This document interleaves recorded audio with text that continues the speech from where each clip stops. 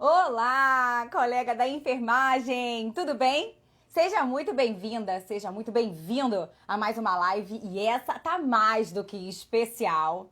É uma live com um gostinho muito importante e que para mim representa exclusivamente o nosso processo do ato de empoderar. Sim, essa live de hoje tem um quê muito especial. Primeiro porque eu entendo que ter consciência dos nossos direitos e ter consciência dos nossos deveres nos possibilita a alcançar limites inimagináveis, onde a maioria da sociedade entende que não poderia, e aí existem as interpretações e as brechas na lei. E quem mais importante e especial para nos ajudar a ter e obter esse conhecimento, senão um advogado.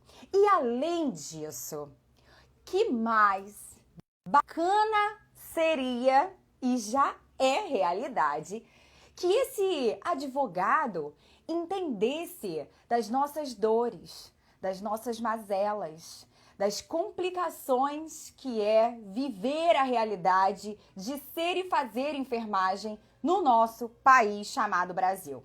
Então, se você está super ansioso, ansiosa, como eu, para esse super bate-papo com um enfermeiro que se tornou advogado, e olha que interessante, ou um advogado que é enfermeiro, seja lá como tem acontecido esse caminho que a gente vai saber daqui a pouquinho.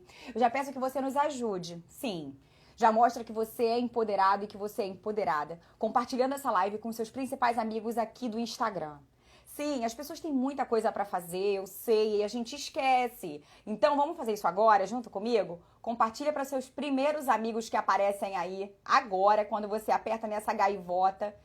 Clica nesse aviãozinho e compartilha com os seus colegas para eles lembrarem que a gente está aqui agora tendo um assunto super importante e que eu recomendo que a maioria dos enfermeiros tenham consciência sobre as perguntas importantes que irão acontecer aqui.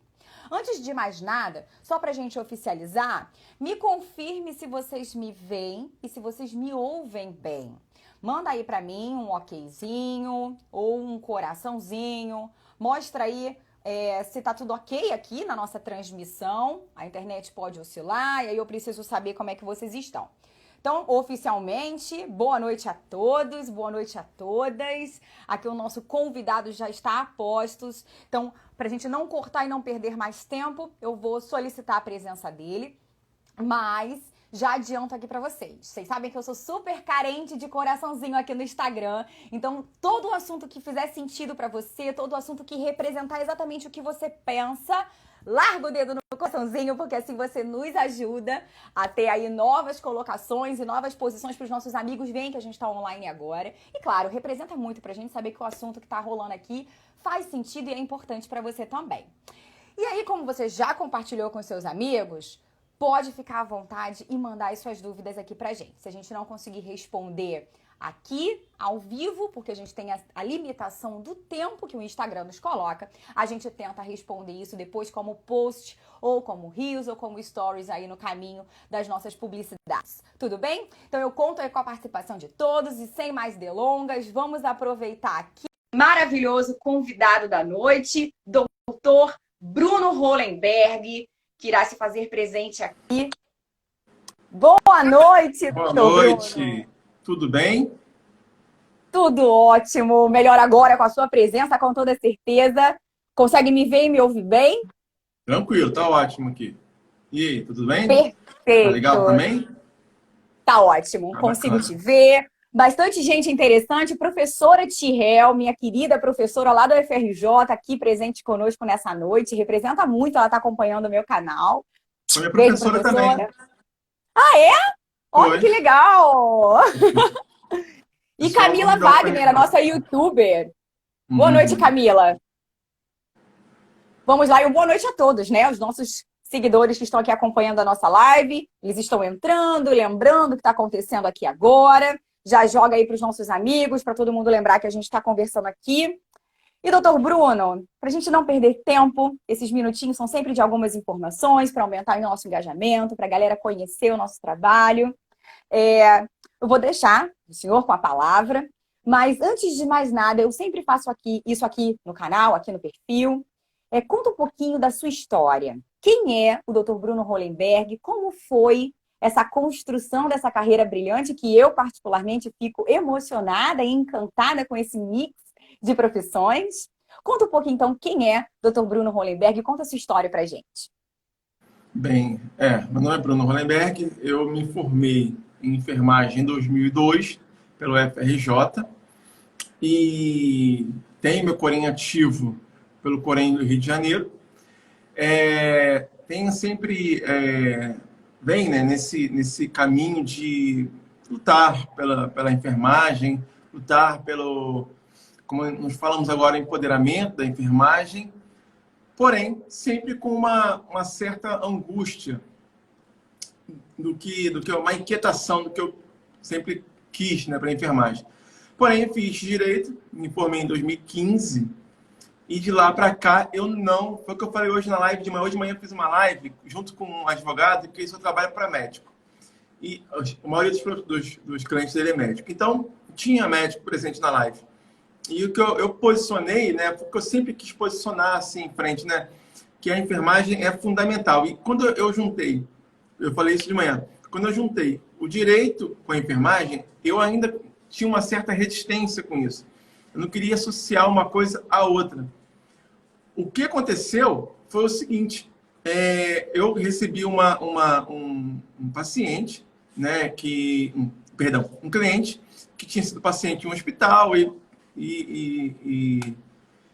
quer entrar um processo, enfim. E eu comecei a analisar, e ele também, né, falou comigo e tal, sobre a condição de analisar a prática médica em geral, né, de outra forma, né, diferente, né. Então eu percebi o seguinte, nossa, eu estou perdendo tempo. Eu posso associar uma profissão à outra. Quando eu comecei a trabalhar com direito médico, entrei na pós-graduação e fiz a especialização, meu mundo começou a entrar em parafuso porque a enfermagem ela não era o ponto para se dedicar, por exemplo, na minha especialização. Eu fiz uma especialização voltada aos profissionais de saúde. E o médico era sempre o ponto mais destacado. Então, o que eu percebi? A enfermagem é muito carente de uma doutrina de direito da enfermagem. Carente no sentido de não ter nada sobre isso. E eu comecei a trabalhar o meu perfil direcionado a direito da enfermagem. Foi um estalo que me deu. Eu falei, olha, quem na verdade que me ajudou muito foi o Diego Ícaro, que fez uma live com você. Né? Ele que sempre me apoiando e falou, olha, cara, você fala direito da enfermagem, de direito da saúde, dos profissionais, você é enfermeiro, por que você não volta o seu perfil para a enfermagem? Enfim, estava estudando muito sobre direito da enfermagem em resoluções esparsas, né, separadas, nada muito junto. Eu falei, vou trabalhar nisso. E de lá para cá, eu venho dedicando tempo a trabalhar para a enfermagem e, logicamente, meu escritório atua em diversas áreas, né, do direito da saúde, mas, especificamente, eu trabalhando muito com o direito da enfermagem. Enfermagem, enquanto profissional, envolvido nas suas atividades hospitalares, enfim, e aos empreendedores, né, aqueles que estão empreendendo, rompendo as barreiras fora muros hospitalares, né? Então, eu estou nesse caminho, né? Estou nesse caminho. Esse que é o Bruno Hollenberg, que aprende a cada dia um pouco mais. Que história incrível! E realmente, depois de olhar para o seu perfil e ouvir mais sobre essa construção do direito da enfermagem, eu vi o quanto de abismo que existe, né? Entre nós, profissionais, e esse conhecimento e essa apreensão de conteúdo dos nossos direitos e dos nossos deveres, o que está aí contextualizando com o nosso código de ética. Se é que eu posso arriscar assim. Se eu falar alguma bobagem, por favor, me corrija. Então, se a gente já está começando a falar sobre isso, e eu sou uma das amantes do código de ética, e sempre me respaldei muito sobre isso, e falo para todos os meus seguidores aqui no canal que A Lei do Exercício Profissional e o Código de Ética deveriam ser os nossos livros de cabeceira, a nossa Bíblia. Eu ainda, ingenuamente e humildemente, conversando sobre legislação, né? E aí, já que a gente está falando sobre isso, o que você tem para falar, então, para a gente, fazendo esse mix entre código de ética, empoderamento e já começando a trazer aí essa construção de direitos e deveres? O que você falou é importante, né? A gente tem que ter uma noção do que é o código de ética e o que é a lei do exercício profissional. São duas coisas diferentes, né? A gente tem um costume, né? A gente, na enfermagem, tem um costume de confundir até o código de ética. O código de ética é uma resolução, temos a nova, né, em 2017, que ela vem para construir essa relação entre os profissionais da enfermagem.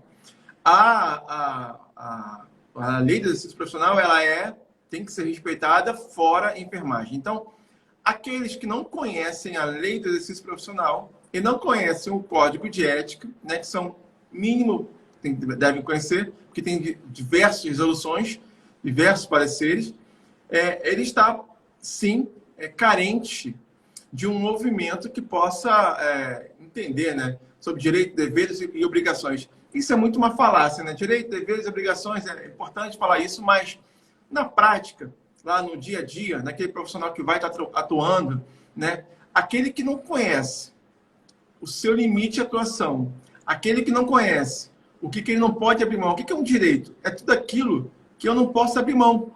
Aliás, que eu posso até abrir mão, mas, né, só abro se eu quiser. É meu, é meu. Se é um direito, é meu. Dever, eu tenho que fazer algo, tá? E proibição, eu não posso fazer. Se ele não conhece esses três pilares mínimos que estão dentro do Código de Ética, ele não consegue fazer uma coisa, que é se posicionar.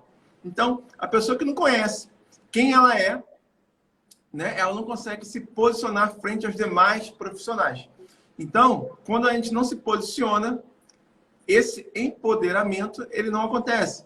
Porque o empoderamento, empoderar-se, é quando você se posiciona com uma base do seu conhecimento. Partimos para o conhecimento. O que é um conhecimento? É um conjunto de informações que são geradas. O conhecimento só é transformado, se transforma alguma coisa em conhecimento com base na informação. A gente vem de uma época que não era importante trazer um código de ética. Estou falando da minha prática, né, da minha prática como enfermeiro. Vemos muitos profissionais que, né, ficam à mercê de certas situações, de certos hospitais, como algo que eu bato muito, secretariado, né? Aprendendo muito a ser um secretariado, um ajudante de médico. Então, isso que eu bato muito nessa tecla. Quando a gente não percebe que a nossa função, dentro do nosso código de ética, existe um preâmbulo, existem princípios e fundamentos. Isso é importante destacar, porque lá naquele princípio, naqueles fundamentos, para iniciar o código de ética, fala o seguinte: a enfermagem é uma profissão autônoma, baseada em ciência. Partindo desse princípio, né, podemos gerar novos conhecimentos que as pessoas que trabalham no hospital muitas vezes falam o seguinte: a enfermagem ela é uma profissão acessória. Olha que loucura, comecei a falar de ética, né, de código de ética, e estou indo para esse lado que é importantíssimo para dizer que se os profissionais de enfermagem não souberem a condição que eles têm e o que eles são perante a saúde, nada poderá acontecer. Eu sempre falo isso em qualquer lugar. A enfermagem é a profissão mais importante que existe dentro da área da saúde, né? Sem enfermagem não existe saúde, sem enfermagem não existe cuidado, e sem cuidado não existe cura. Então, a profissão que leva a curar o paciente, que tem a maior porcentagem e responsabilidade de levar essa cura ao paciente, é a enfermagem. Não muito distante disso, existem questões que a enfermagem mesmo se coloca, né, perante a outros profissionais, tanto da enfermagem quanto multiprofissionais, que achando que a enfermagem não não tem uma posição de importância. Então, quando a gente mesmo não se posiciona frente a outros profissionais, quando a gente não se posiciona frente ao paciente, ao acompanhante, fica muito difícil de querer um respeito para a profissão. Então, eu sempre falo, para se empoderar, para se requerer algo do seu direito, precisa conhecer esse direito, precisa saber o que fazer, o que não fazer, né? E muitas vezes, quando a gente apanha, no sentido figurado, de outras profissões, recebe certas obrigações que não são nossas e cumprimos e fazemos essas obrigações, né? Aceitamos certas coisas, nós estamos aceitando que continue essas coisas que fazem contra a gente. Um exemplo, minha avó sempre falava isso para mim. Se você apanhar uma vez, e na próxima vez você revidar, mesmo que você apanhe, a pessoa que te bateu, na próxima vez vai pensar duas vezes, porque aquela reação não era esperada. Então, devemos que ter uma reação que provoque um sustento, uma sequência, um espanto de outras profissões. Vou dar um exemplo prático que aconteceu comigo, para resumir o que eu estou querendo dizer. O médico, recebemos um paciente, ele falou o seguinte, olha, a paciente teve uma hipotensão, e ele falou, vamos iniciar uma noradrenalina. E a paciente só tinha veia periférica, não estava com veia profunda. Eu falei, olha, a nora, ela tem que ser por veia profunda, não pode ser por uma veia periférica. Por diversas questões que nós dois sabemos. Aí ele falou, faz o seguinte, coloque em periférica e vamos funcionar profunda. A maioria das pessoas vão fazer essa posição porque entendem que o médico sabe o que está fazendo. E se desse um problema, quem iria responder seria eu. Seria a enfermagem que responde. Então eu falei, olha só, não tem problema. A gente vai fazer na periférica. O que a gente vai fazer? Eu vou preparar aqui a nora, eu vou fazer a diluição, porque eu sei que você não sabe fazer, e vou dar na sua mão. E você vai lá e coloca e administra. Eu vou relatar aqui que você iniciou a nora em periférica. Você que colocou. Então, imediatamente ele falou assim, não, faz o seguinte, vamos funcionar a profunda primeiro, depois a gente coloca a nora. Então, esse é o exemplo que eu queria dar. Quando a gente se posiciona uma vez, não falando, gritando, não é isso, com uma condição, sabendo os seus limites e seus direitos, a reação da outra parte é totalmente diferente. E essa pessoa, o agir dela com a equipe foi totalmente diferente depois que aconteceu isso. Lógico que tiveram muito mais coisas nesse evento, mas resumidamente é para mostrar que o empoderamento vem do conhecimento, que vem da informação e que vem de uma posição, né? Devemos sempre nos posicionar, né? O nosso código de ética está aí para isso, para nos dar uma relação entre os profissionais da enfermagem e os profissionais que circulam, que trabalham conosco, né? Você pontuou uma coisa muito importante que eu entendo e eu sempre denomino aqui como a atitude.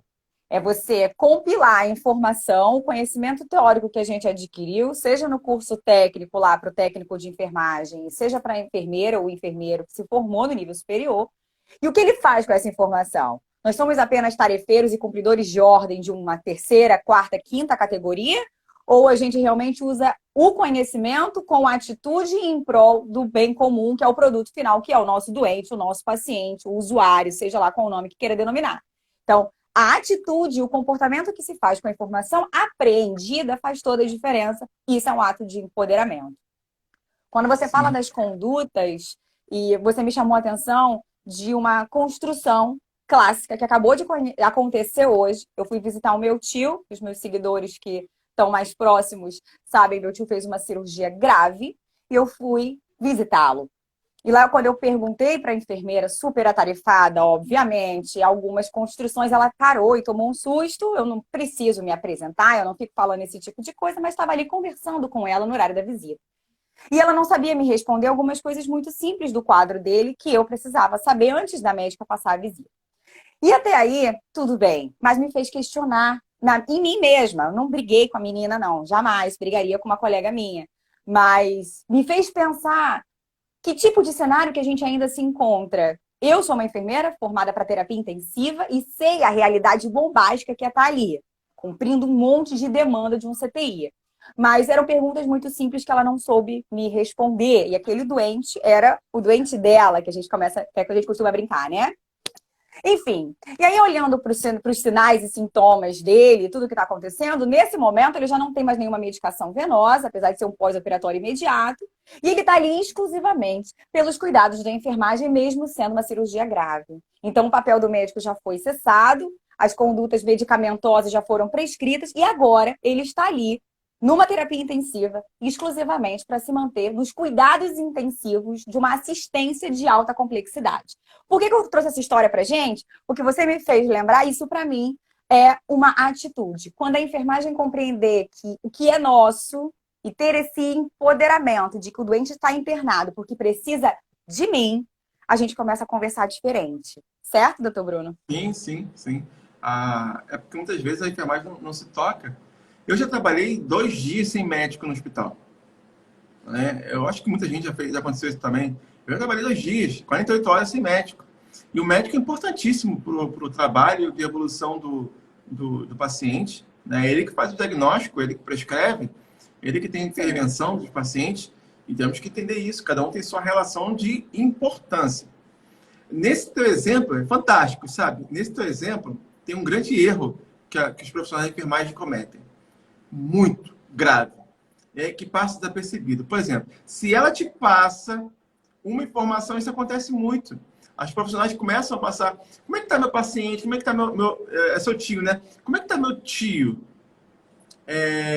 E ela passa essa informação para você, ela está errando, né? Por incrível que pareça, ela errou ao passar essa informação. Olha que louco isso.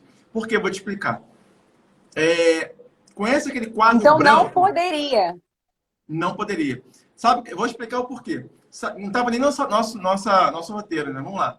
Pois é. Não tem aquele quadro branco que fica no posto de enfermagem? Sim. Aquele quadro branco não pode ter diagnóstico. E a maioria dos lugares tem diagnóstico. Por que não pode ter diagnóstico? O diagnóstico, ele é exclusivo do paciente. Então, o paciente, ele tem o sigilo das informações. E quais são as informações? Todas. Tá? Todas. As informações são dele. É essa interjeição mesmo que as pessoas fazem. É dele. Então, o que acontece? Muito. Olha, eu sou da área da saúde, eu sou do andar tal, conhecido meu está internado aqui, na enfermaria tal, no leito de CTI tal, eu posso dar uma olhadinha no prontuário? A equipe de enfermagem é o quê? Parceira. É amiga um do outro. A enfermagem tem que ser amiga um do outro, não tem? Aí libera aquele prontuário para alguém ver, né? Pô, a enfermagem também, a enfermagem tem que se unir. Cometeu um erro grave. Primeiro, cometeu um erro dentro do código de ética, uma infração ética, está lá. É proibido passar informações do paciente. O paciente tem um sigilo, né? É o princípio que ninguém pode saber o que está contido naquele andamento. Quem é que pode saber? Ele. Quem mais? O representante legal dele, né? No caso, o representante legal, se ele tivesse inconsciente, tal, a esposa ou os filhos, né? Se ele estiver lúcido e requerer esse prontuário é dele, não é do hospital, não é da enfermagem. Nós que cuidamos do prontuário, somente o prontuário é médico, porém não é do médico, tá? A palavra médico, nesses casos, ela é colocada de forma errada e associada somente com um profissional médico que não é. Então, o paciente está lá, recebe. Um erro muito grave também na passagem de plantão. Você pode perceber, a gente anda pelos leitos, principalmente CTI, e fala, esse aqui é um paciente SIDA, HIV, positivo, cuidado, tá? HIV, esse paciente é HIV, cuidado. O paciente do leito 2 está sabendo o diagnóstico do leito 1. Acabou de cometer um erro grave. Errou uma infração ética, errou pelo Código de Defesa do Consumidor, tá? Errou ali. Errou uma questão, de uma relação que tem que ter sigilo dentro do hospital, porque ali o paciente exige aquilo, a relação dele. E olha que coisa louca. Então, se você pega um prontuário, vou dar um exemplo. Um paciente internou no hospital, isso é um exemplo real, tá? Internou no hospital e ele tinha HIV. Esse paciente, ele namorava uma mulher. E essa mulher tinha um conhecido que trabalhava nesse hospital. Ela é da enfermagem, ele também é da enfermagem, e foi lá e falou e pegou esse prontuário. Quando ele pegou esse prontuário, ele falou assim, ele tá bem e tal, ainda bem que as taxas do... Ele falou, as taxas do HIV, tá? Ele falou, as taxas do HIV estão baixas. Ele falou, HIV? Ele nunca me falou que tinha HIV. E olha que situação. Aquele diagnóstico do paciente, aquela condição dele era dele. Ninguém poderia saber. Aí ela ligou para ele, descascou nele. O que ele fez? Ele foi descobrir quem que tinha passado as informações. E descobriu quem foi. Esse profissional que passou as informações, provavelmente, com muita certeza, foi mandado embora, sofreu um processo ético no Corém, pode ter sofrido, sim, uma ação civil, né, de responsabilidade civil, e um processo criminal. Então, em uma única ação, ele pode ter sofrido 4 problemas em divulgar a informação. E a gente não estava na rotina e tal, mas para você ver que a palavra sigilo ela é muito importante. Então, essa condição do paciente, do seu tio mesmo, né? Provavelmente, essa profissional, ela acertou errando, né? Porque ela estava naquela confusão toda, não conseguia te passar a informação. Mas se ela pudesse passar, ela provavelmente iria falar um monte de coisa para você. E a gente também fica muito aflito, né? A gente vê um familiar nosso internado, a gente fica muito aflito, a gente quer saber informações. É normal, né? É normal. Mas realmente não pode. Bom saber, bom saber. Mas não era uma crítica, era realmente uma percepção que eu fiquei, caramba, Sim, eu entendi. como que tá acontecendo isso? Mas isso é interessante, tá? Porque, ó, acabei de ter uma nova descoberta na nossa live de hoje. Então, aproveitando... Eu não sei o artigo, eu não sei o artigo de cabeça, eu tenho aqui o código de ética, tá em proibições, que é a terceira parte do nosso código de ética. Eu vou achar que depois eu te passo. Qual é o artigo? Tá. Certo. Tá? Tá ótimo. Vai virar post aqui para a página. Vamos lá. Aproveitando esse nosso momento, e aí a gente vai precisar polemizar só um pouquinho, tá? E aí vou pedir só para a gente ser um pouquinho mais objetivo para a gente conseguir dar conta de todo o roteiro que a gente programou. A gente está entrando aí na reta dos últimos 30 minutos. Vamos lá. Bora. A gente percebeu aí na pandemia, com todas as crises que aconteceram no meio do cenário do Covid-19, alguns problemas crônicos que são estruturais, né, da enfermagem, onde principalmente a gente tem aí a falta de EPIs nos principais hospitais e uma demanda exacerbada de doentes. E aí veio uma dúvida cruel. Em relação a ter ou não EPI, em relação a negar a assistência, se eu não estiver segura, primeiro como profissional, o que a gente deve fazer? Eu posso negar essa assistência? O paciente, nosso código de ética permite que a assistência seja interrompida. Quando você vai assumir o plantão, quando você assume o plantão, o paciente é teu, né? A assistência está ali iniciando. Nosso código de ética tem um artigo 22, que é um direito nosso, tá? É um direito nosso. Recusar a prestar uma assistência quando poderá causar algum dano a nós mesmos. Nossa segurança não esteja garantida. Mas isso aí, quem escreveu esse artigo do Código de Ética estava sentado no ar-condicionado e provavelmente não imaginou, não acredito, né, que já passou por certas situações, mas não se coloca na prática disso, né? O ideal é que tivesse uma continuação, um parágrafo desse artigo. Então, se eu fosse escrever uma continuação, eu botaria assim, parágrafo primeiro, comunique, registre o fato à sua chefia imediata. A orientação que os médicos têm, que o CREMERGE, no Rio de Janeiro, né, e os outros CRMs fazem, que é perfeito, a atenção deles aos médicos é perfeita. Eles falam o seguinte, olha, o paciente não pode ficar sem assistência e vocês não podem morrer. Estamos diante de um conflito. O que é pior, a vida do paciente ou a sua vida? Eu entendo o seguinte, se você morrer, outros pacientes não vão ser cuidados, ponto. O que tem que ser feito? No caso deles, comunicar ao diretor médico, que é como se fosse a supervisão, a chefia imediata deles. A enfermagem, comunicar a supervisão, comunicar a chefia imediata. Se não for resolvido, é chamar a polícia, fazer um boletim de ordem de ocorrência. É isso que eles fazem. E tem que fazer também um boletim de ordem de ocorrência. Se for algo que tem pouco material, já fazer um relato no livro e fazer uma denúncia na comissão de ética do hospital. Fazer uma denúncia no Conselho Regional de Enfermagem. Levar isso a chefia, principalmente, sua chefia direta, uma notificação, que pode ser mesmo em duas vias, né? Você feito à mão, um relato seu, falando que ela está colocando você em risco. Gente, quando a gente tem um problema, a gente tem que ser que nem jogador de meio campo. Quem entende de futebol vai entender. Jogador de meio campo, cabeça de área, pega a bola, bate no peito e manda para frente. Entendeu? Esse problema a gente não pode ficar cozinhando ali com a gente, com a bola no pé. Um exemplo, você está com um problema desse, você tem que dar responsabilidade quem é pago para isso. A sua chefia é paga para ter responsabilidade, a supervisão é paga para ter responsabilidade, as comissões de ética estão ali para resolver certas situações. Quando tem um embate entre ter ou não ter, fazer ou não fazer, isso é bioética. É uma condição que os funcionários têm que ter noção de encaminhar isso para uma comissão. Acima de 50 profissionais de enfermagem é obrigatório ter uma comissão de ética dentro do hospital. Tá? Acima de 50 profissionais de enfermagem, seja enfermeiro, técnico, auxiliar. Então, essa comissão tem que trabalhar. E pegar essa denúncia, essa palavra denúncia eu não gosto, eu acho que é errada, denúncia. A palavra denúncia só é pertinente ao Ministério Público, mas se usa isso. Então, faça uma denúncia à comissão de ética, faça uma denúncia no Corém. Aí muitas pessoas, o Corém não resolve. Olha, tem que pressionar o Corém também. E, caso não resolva, sindicato. A função do sindicato é essa. A função do sindicato é brigar pelos funcionários, entendeu? A função do Corém, ela também tem uma função pelos funcionários, mas também ela tem uma função da enfermagem. Ela defende a enfermagem, fiscaliza os atos praticados pelos profissionais em defesa do nome da enfermagem e da saúde dos pacientes.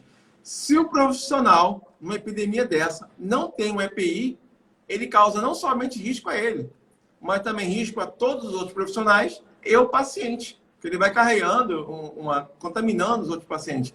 Então, eu vi muito disso, sabe? Corrente colocando em publicações, olha, EPI é obrigatório, você tem que exigir EPI. Gente, quem está na prática sabe que não é assim que funciona. Vão falar, e aí? Você vai trabalhar ou não vai trabalhar? Vai assumir ou não vai assumir? Eu preciso saber disso.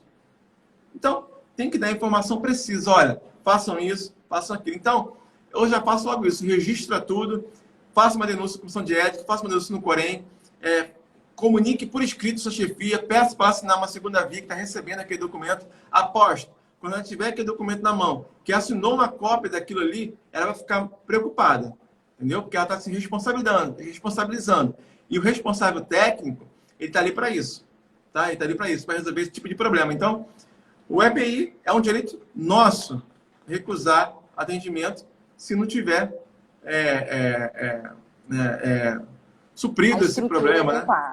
A estrutura adequada. É a mesma coisa, aquelas precauções respiratórias, que são uma caixinha, né? Não tem exaustor, não tem saída, não tem pressão negativa. A pessoa está ali só transmitindo contaminação para todo mundo. Pois é. Isso é importante, porque a maioria de nós não sabemos dessas colocações, né? E aí a gente viu muito isso acontecer e ainda está acontecendo, porque a pandemia ainda não acabou, mas isso está além da pandemia, né? Como eu falei, é um problema crônico, estrutural, de diversas razões do nosso sistema de saúde, seja público ou privado, que o privado não está livre desse tipo de estrutura ou de falta de estrutura também. E aí a gente viu muitos colegas e vê muitos colegas sofrendo. Então, quando a gente está lá na ponta, a gente se sente um pouquinho desamparado. E é para exatamente essas pessoas que eu quero deixar aqui essas informações, né? Para elas saberem como proceder. Não tenha medo de denunciar, gente. Se você não prezar pela sua segurança, pela sua integridade, ninguém vai prezar por você. Então, cuidado, cautela, pede ajuda. Procure informação e faça o que seja mais bacana para a sua assistência ser cada vez de maior qualidade. Só para registrar aqui. Então, aproveitando, já que a gente falou desse momento polêmico e a gente está falando aí de chefia, de direcionar a conduta para as responsabilidades chaves dentro dos setores, vamos falar sobre um assunto que também é muito comum. E eu, infelizmente, vivi isso também. E muitos colegas de nós já viveram também. O assédio moral na enfermagem, seja pelas nossas próprias colegas, pela chefia, que eu detesto esse nome, ou seja por outros colegas de outras profissões. Como que a gente pode proceder num caso de assédio? Se puder explicar primeiro para os nossos colegas que não sabem o que é assédio, acho que seria legal a gente só dar esse alerta aí. Sem juridiquês, assédio é uma sequência, né? Uma continuidade. Então, o assédio moral não é aquele ato isolado, é uma sequência. Primeiro requisito para ser um assédio moral é uma sequência. E tem várias modalidades e consequências desse assédio. É aquele assédio que se obriga a fazer algo que é proibido. Então, você coloca, por exemplo, a pessoa fala assim, oh, se você não fizer, você vai ser mandado embora. Né? Aquele assédio moral que coloca sempre a pessoa numa condição submissa frente às outras profissões. Olha, você é um profissional ruim, você está aqui porque aquelas condições que a gente sabe que existe. Aquele tipo de assédio moral que a sua chefia, a sua direção, os outros profissionais colocam você, faz fofoquinha, faz direcionamentos que te acabam lesionando a sua moral. O assédio moral, quando você comete um erro, e esse erro é propagado pela chefia, ela começa a disseminar entre os outros profissionais, olha, você é o famoso exemplo, fulano errou em tal lugar, fulano fez isso, fulano fez aquilo. Isso é péssimo, né? Isso também é condição do ser humano, a gente vê isso tudo quanto é lugar. O assédio moral, quem trabalha muito é quem faz trabalhista, né? Que é uma parte que engloba muito o direito trabalhista. Mas, assim, resumidamente é isso. E é algo que afeta muito o psicológico do profissional. Não existe ninguém que que sofre um assédio moral que não reclame, né? Que sua produtividade ela é afetada, lógico. A pessoa vai trabalhar com uma condição que fica perpetuamente no trabalho, exercendo uma pressão tão forte que a relação dela, até fora dali, fica prejudicada. Então, o assédio moral é muito trabalhado no direito do trabalho, né? Porque afeta diretamente ao trabalhador.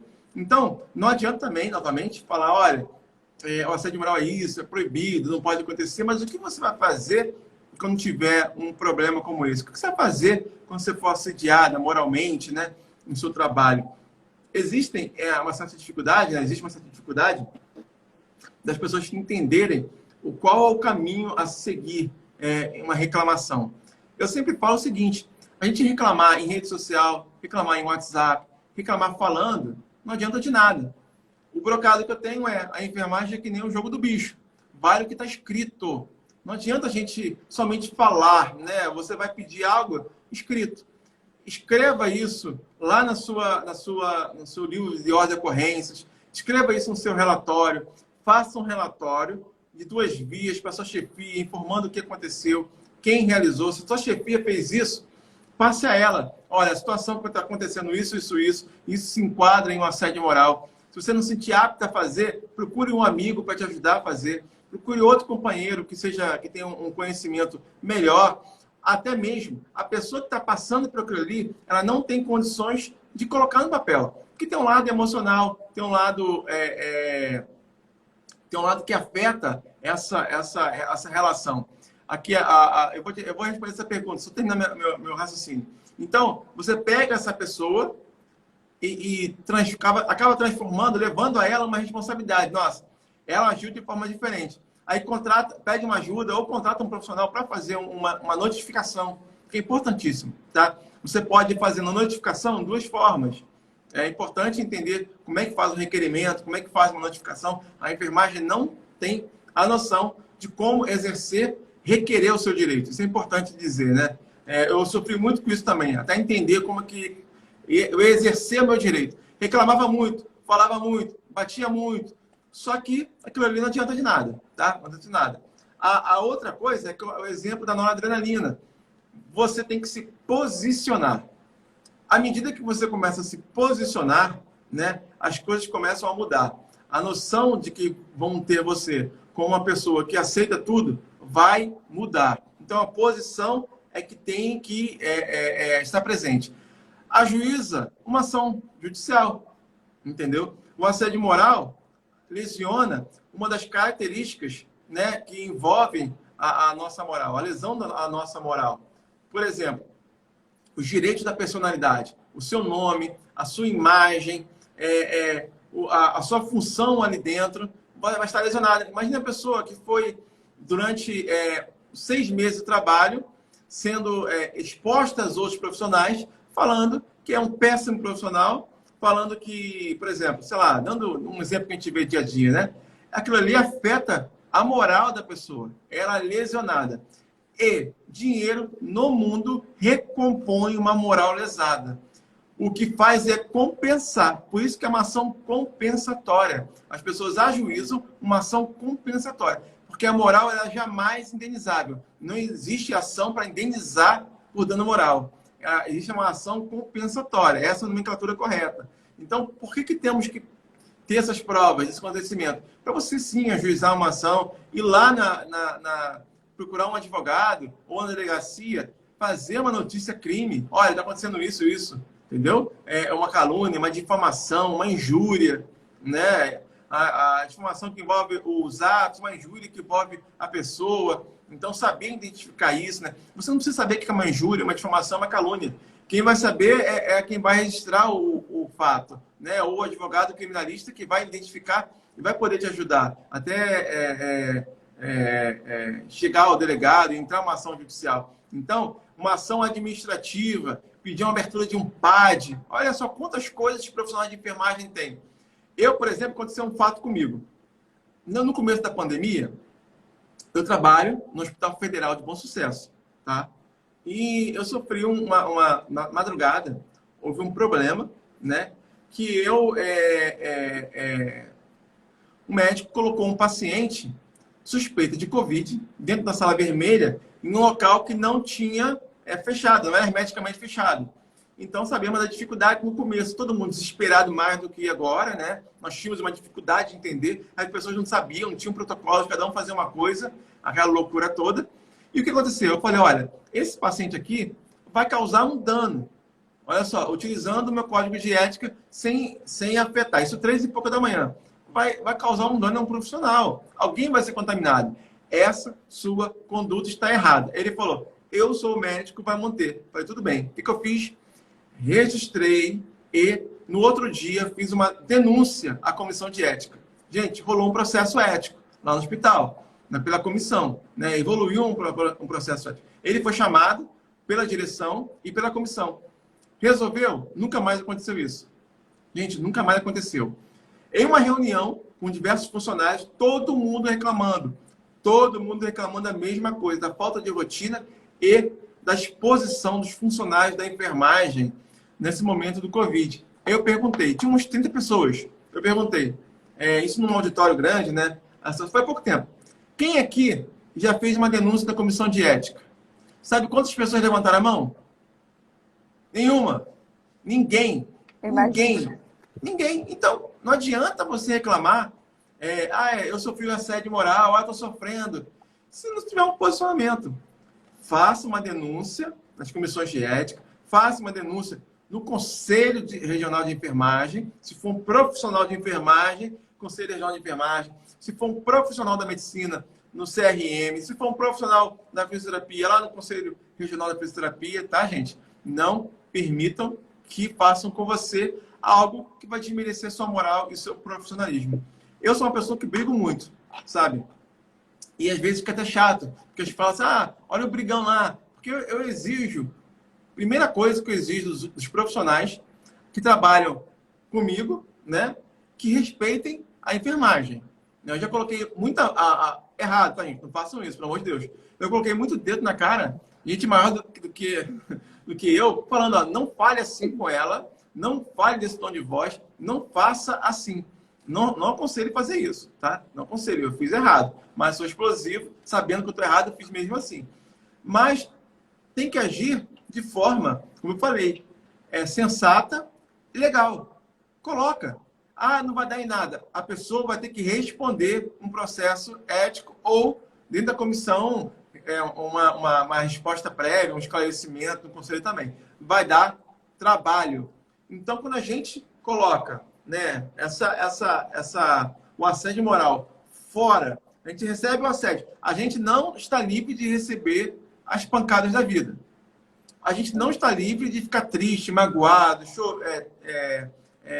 deprimido na palavra geral, né? Não da doença, né? Deprimido sim da forma não técnica, né?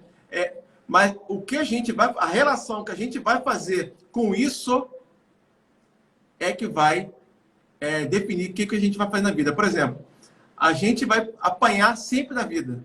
Agora, escolher lutar ou escolher chorar, isso depende da gente. Fala pra Legal, a caramba, né? professora aqui. Ah, desculpe, que falhou aqui para mim. Não, tá ótimo e tá esclarecendo muitas dúvidas. Eu tô vendo Eu muita falo gente muito. entrando, muita gente colocando aqui, ó, que tá bacana, a live tá perfeita. Obrigada aqui para todos os nossos seguidores. O professor Tirel colocou aqui uma informação, acho importante a gente ler. A Comissão de Ética Institucional promove a solução internamente. E se não resolver, o Corém aplica o Tribunal Ético. Aqui ela colocou o Corém RJ porque nós somos do Rio, mas se você está em outro estado, direcione para o Corém da sua cidade. E Você denunciem pode sim, fazer gente. os Eu dois sou a prova lugares. viva eu sou a prova viva que funciona, tá? Como eu falei, sofri e segui. Narrei os fatos, eu só escrevi. Escrevi o que eu estava sentindo naquela hora, sem raiva, né? Sem ser agressiva nas palavras, mas narrei os fatos. E sim, foi conduzido dentro da instituição pertinente, e aí foram tomadas as medidas cabíveis, né? Não Deixa eu precisou só, chegar em outro lugar. deixa eu só fazer um comentário da professora Tirrell. Podem ser os Claro? dois lugares, tá, gente? Dentro da comissão de ética do hospital e também nos conselhos, tanto do Corém, e Ah, uma sim. coisa não impede a outra, tá? Não Não impede a outra. existe uma O ideal. hierarquia. Não. Tem Tá, hierarquia, não. São coisas diferentes, tá. tá? O ideal é você já faz na comissão de ética e já leva essa cópia para o Corém. Eu sempre instruo a Legal. fazer isso. Agora, as pessoas sempre falam comigo, né? Eu recebo muita crítica de conselhos regionais, tá? De conselheiros dos Coréns. Recebo mesmo. E recebo muita pancada também de outras profissões, tá? Eu que não exponho muito isso, mas acadêmicos de medicina batem muito em mim, médicos falam, né? Sobre a exposição que eu faço da enfermagem, enfim. Eu falo para as pessoas, olha, o Corém, o COFEM, instituição, é algo abaixo de sagrado, tá? Não é sagrado, porque sagrado é outra coisa. Devemos defender o nosso conselho. O conselho tem programado um post falando o seguinte: o conselho é somente para cobrar? Algo do tipo. Não, gente, tá? É porque o que acontece?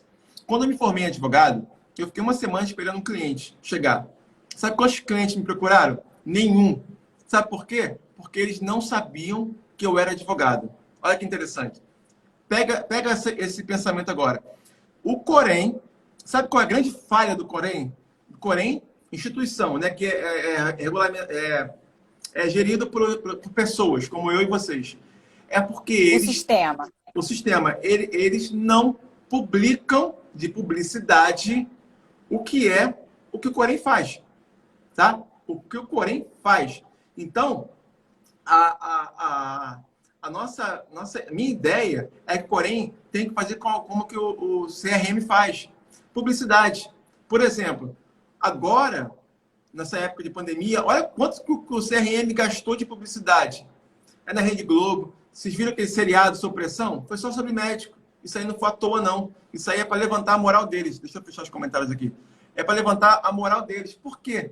Eles fazem isso. Quem não é visto não é lembrado. Lembrar. Então, por Boa. exemplo, eu bato muito nos conselhos, tá? Eu bato muito nos conselheiros que publicam certas besteiras sim, não, isso sim. Só o conselho pode colocar questões do código de ética dentro dessa relação. Mas a comissão de ética tem outras funções e também de punição. As nossas resoluções, gente, elas não podem, elas não obrigam ou outro. Olha que loucura, né? As pessoas entendem isso. As nossas resoluções não obrigam outros profissionais a seguir, tá? Não obrigam. O que obriga outra profissão a seguir é lei. Nossa lei do exercício profissional. Se o CFM usar uma resolução e ela não tiver com base na lei do ato médico, algo que esteja envolvido no ato médico, não é obrigatório. Isso é uma confusão, isso é briga até judicial, tá? Em relação a isso. Muitos conselhos editam resolução para poder obrigar, por exemplo, a enfermagem em algumas coisas. Não é. A enfermagem não tem obrigação nenhuma de resoluções de outras profissões. Então, por exemplo, uma cliente minha, de uma consultoria, falou assim, olha, o conselho falou que a 529 foi extinta, que é uma resolução que fala sobre estética. Gente, é inadmissível um conselheiro falar que a 529 foi extinta. E não foi, tá? Não foi extinta. Outro erro.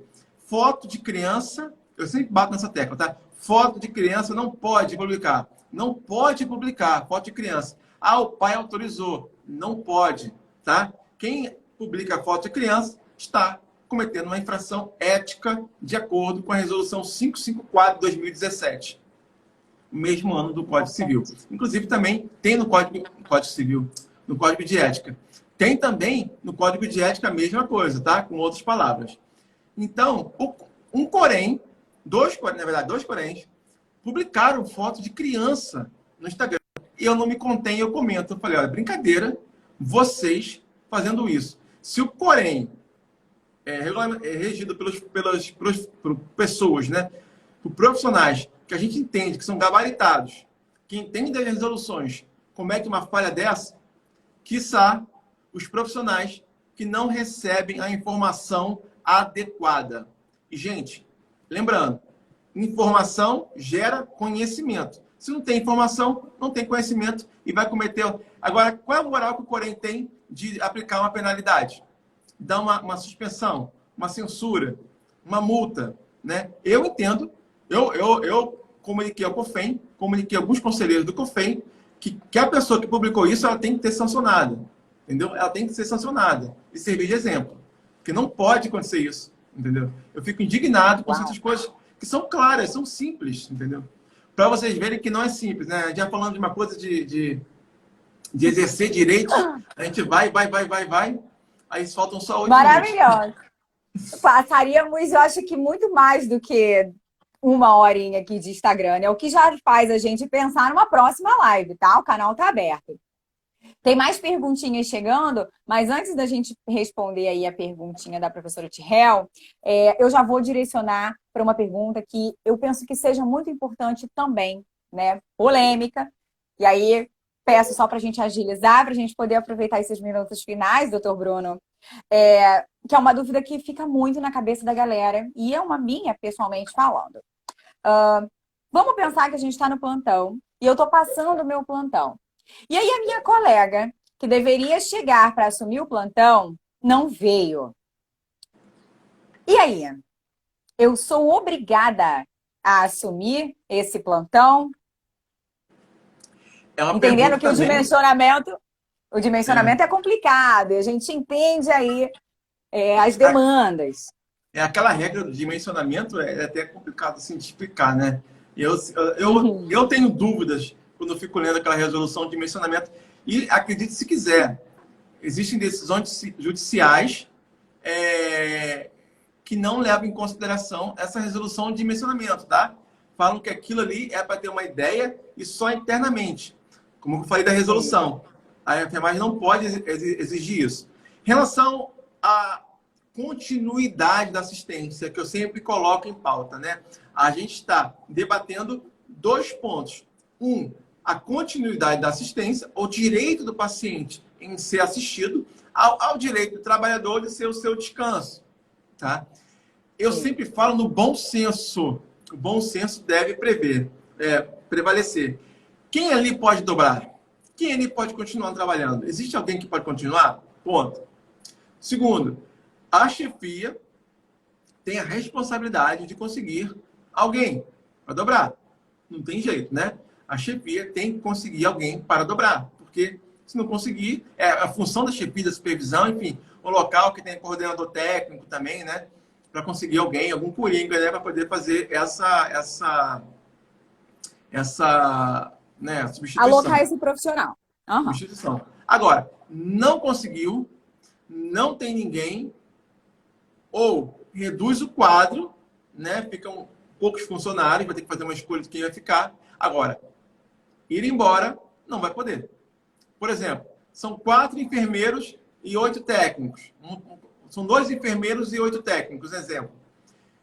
Vão ficar um enfermeiro e 4 técnicos. Vai ter a assistência vai continuar, né? Pode ter o mínimo esse, que tem aquela relação de mínimo e máximo, né? É o mínimo para assistência esse? Se for o mínimo para assistência esse, fica esse, tá? Agora, não pode quebrar o elo da assistência. Por quê? Se o paciente não tem aquela continuidade de assistência, além de ser um abandono de plantão, uma infração ética, acaba de cometer um crime também, né? Você deixar um paciente sem uma assistência, uma negligência na sua saúde. Você acaba de cometer um crime que eu acabei esquecendo o nome agora. Tá com ele na cabeça. Esqueci. Tá, Então, tudo bem. você acaba de cometer um crime contra esse paciente. Porque nós temos que entender o seguinte: não é somente uma questão ética. Como eu falei, são várias esferas que o profissional vai responder, entendeu? Ah, mas eu tenho outro emprego. Olha a situação. Aí o outro funcionário lá também, ele vai ficar descoberto. Aí vem um ponto. Esse é um prever e prover das chefias, entendeu? Sempre ter uma escala de sobressalente. Tem que prever os problemas que venham a acontecer, tá? Uma coisa que eu bato muito, eu recebo muita crítica de enfermeiros, que, por exemplo, a enfermagem fica prevendo e provendo coisas que não é dela, tá? Aí eu vou falar uma das coisas que também, já que eu falei em prever e prover, por exemplo, laringoscópio. Eu bato na tecla o seguinte: laringo não é função da enfermagem. Abraçamos as pessoas que consideram muito, falar o seguinte: Bruno, se a enfermagem não cuidar, ninguém vai cuidar. Eu falei, isso não é problema nosso. A gente faz isso desde sempre, por isso que a gente fica abraçando coisa que não é nossa. Ah, mas a assistência ao paciente depende desse laringo. Depende, mas quem vai manusear, em regra, é o médico. Então, por que ele não cuida do laringo? Por que ele não vai checar o laringo quando chega? Por que esse laringo não fica num local, numa sala vermelha, numa enfermaria, e o médico vai poder fazer essa averiguação? Tá entendendo? Esse prever e prover é da enfermagem. Agora, o prever e prover da escala, sim, é da enfermagem. A continuidade da assistência da enfermagem é uma condição da enfermagem. E, quando acontece algo com o médico, quem vai substituir o médico é o diretor técnico.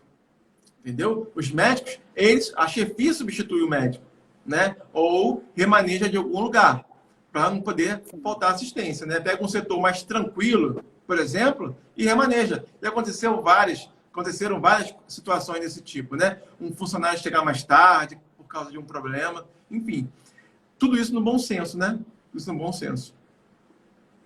Bacana, é porque essa é uma dúvida muito comum, né? A gente tem colegas que trabalham em vários e acontece, a gente pode ter um acidente, pode ter várias questões que impediriam de estar num plantão e o outro colega ficar. Importante você dizer isso, e aí é bom a gente também lembrar, né? Gente, cada um tem a sua função, cada um tem o seu papel e a enfermagem precisa aprender de uma vez por todas a dizer não. O que não é meu, o que não é nosso, e a gente começa assim a colocar o que é nosso, verdadeiro, o que é do outro, outra pessoa assume, né? E aí a gente sim ter uma qualidade da nossa assistência e fazer o que a gente realmente é pago para fazer. Omissão de socorro. Esse ensejo. Ah, tá. Omissão de socorro. Bacana. Bacana. A gente está no último minuto e a gente tinha tantas coisas para falar, mas eu estou extremamente feliz, verdadeiramente feliz por você ter me recebido aqui no canal. Já adianto que essa live... Oi? Eu que fico feliz, agradecido e agradeço pela oportunidade de falar sobre direito da enfermagem. Maravilha! A gente vai marcar outras com certeza, doutor Bruno. Mas eu já adianto que foi incrível, foi maravilhoso. A gente pode marcar outras com certeza. Então, vou desejar aqui uma boa noite. Já vou pedir para todo mundo printar a tela. Vamos fazer uma carinha legal para a gente tirar uma foto bonita. Todo mundo postando nos stories do Instagram. Ótimo, galera. E já coloco aqui para todo mundo. Mandem mais perguntas, sigam o perfil do Dr. Bruno. Ele está com uma mentoria super bacana, que eu penso que toda a enfermagem deveria se colocar para aprender mais sobre o direito da enfermagem. Não deu tempo da gente colocar todas as informações necessárias desse curso incrível, mas corre lá no perfil dele, @direito da enfermagem tudo junto. E lá tem bastante informação sobre esse maravilhoso curso que eu estou louca para fazer. Acho que tem muito conteúdo importante que a gente não pode mais ficar sem. Então, uma boa noite a todos os seguidores que estavam aqui. Eu sempre digo que vocês já são poderosos por estar aqui até essa hora, numa terça-feira à noite. E sim, vocês poderiam estar vendo qualquer coisa no Netflix, na Amazon Prime, aqui no Instagram, mas vocês ficaram com a gente até agora. Então já mostra que vocês são incríveis. Doutor Bruno, muito obrigada pela sua vida, muito obrigada por se dispor a estar aqui conosco, a compartilhar tanto conhecimento. E fico muito feliz de ter um enfermeiro advogado e agora mais um colega que pode nos ajudar, nos auxiliar a tomar mais decisões assertivas. Um beijo no seu coração e a palavra é toda sua. Eu que agradeço, muito obrigado de participar e ter o pessoal junto com a gente aqui. A enfermagem precisa disso, precisa de união e trabalho. Enfermagem, força sempre. Tamo juntos. Com certeza. E para você que printou a nossa tela, marca a gente no Instagram e diz o quanto que essa live foi especial para você. Espero que tenha sido tão especial quanto foi para nós. Ajude a divulgar aí o nosso trabalho. Pois é, marca a gente. E aí, doutor Bruno, um beijo no seu coração. Um beijo. E seguidores, até a próxima live. Tchau.